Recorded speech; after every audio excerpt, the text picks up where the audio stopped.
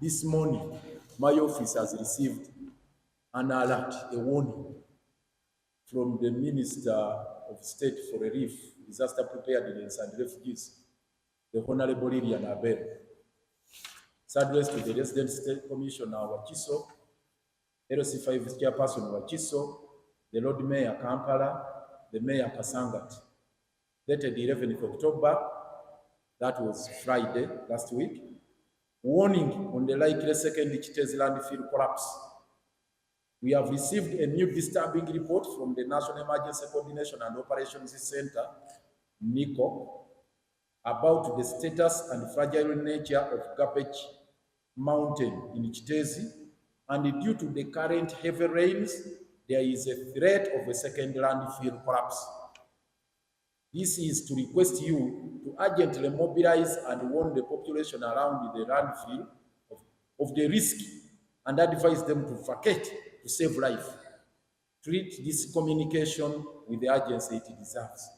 The Minister signs. This is the disjointed operation we are talking, the unstructured operation we are talking about. It's not about issuing a notice of this nature that you go tell people to run away. To run away to which direction? For the last 2 months, government ought to have worked out a mechanism, a systematic arrangement. The Kiteezi, West Side happened on 10th of August. Today, 15th of October, no resettlement plan has been made. Yes? Today is 14th of October. And up to now, there is no resettlement plan. We knew all this. Actually, she's just explaining what has always been happening there. It's nothing new. Immediately, the first Kiteezi West Side happened. The red flag was up that the second episode was about to happen. Now, they simply write, where is the...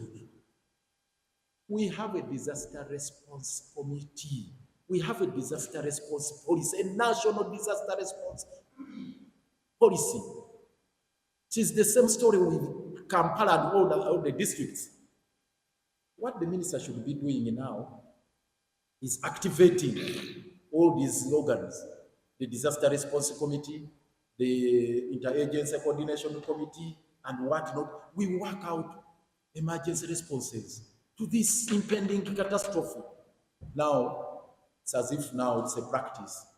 Everybody writing to distance themselves from the responsibility. Actually, she is now. I think it is written in the spirit of saying, if it happens, agamba, didn't I tell you? I warned you. This business of a warning you must stop.